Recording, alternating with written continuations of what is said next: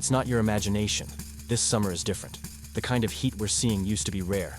Now it's knocking on nearly every door in America.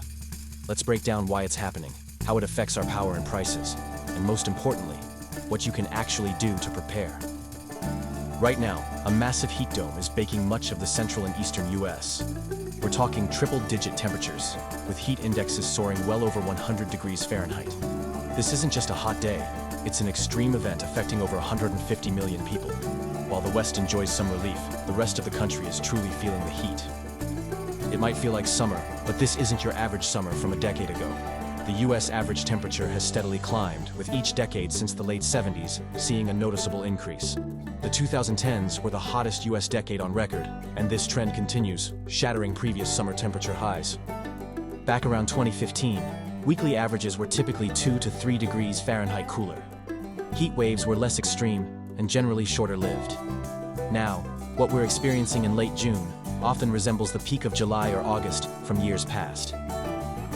Around 2015, typical weekly highs were 90 to 95 degrees Fahrenheit, with nighttime lows cooling down to the 60s or 70s. Heat waves were occasional, short spikes.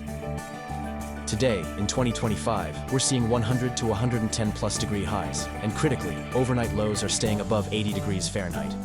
This means no significant cool down, offering little relief for people or infrastructure. These sustained high temperatures, especially the lack of overnight relief, put immense stress on our power grids. Everyone cranks up the air conditioning, leading to a massive surge in demand. This peak demand skyrockets, particularly in the late afternoon as solar generation begins to taper off. The grid infrastructure itself suffers. Power lines sag in extreme heat, transformers overheat, and substations can trip offline. Essentially, the heat can fry the system. Even power plants become less efficient, as the water used for cooling can get too hot, forcing them to reduce output. We're seeing these risks play out now. Texas, with its ERCOT grid, is already issuing voluntary conservation alerts. California is battling wildfire threats and the potential for rolling blackouts. The Midwest and Southeast grids are vulnerable due to aging infrastructure. East Coast cities face urban heat island effects, pushing local demand beyond capacity. Keep an eye out for flex alerts, which are public requests to reduce energy usage during peak hours, usually from 4 to 9 p.m.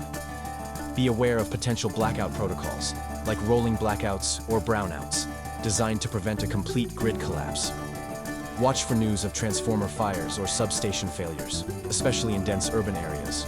You might also see price spikes in electricity, particularly if you're on a variable rate plan.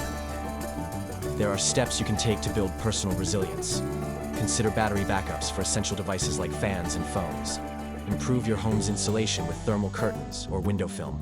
Stagger appliance use, running washers, dryers, and ovens during off-peak hours. Portable solar chargers can be handy for small devices during prolonged outages. Most importantly, check on your neighbors, especially elders and those with medical equipment. On a larger scale, solutions are needed but aren't happening fast enough. This includes modernizing and decentralizing our grids with smart grids and microgrids. We need more investment in battery storage for renewables, undergrounding vulnerable power lines, and implementing climate-adapted energy policies.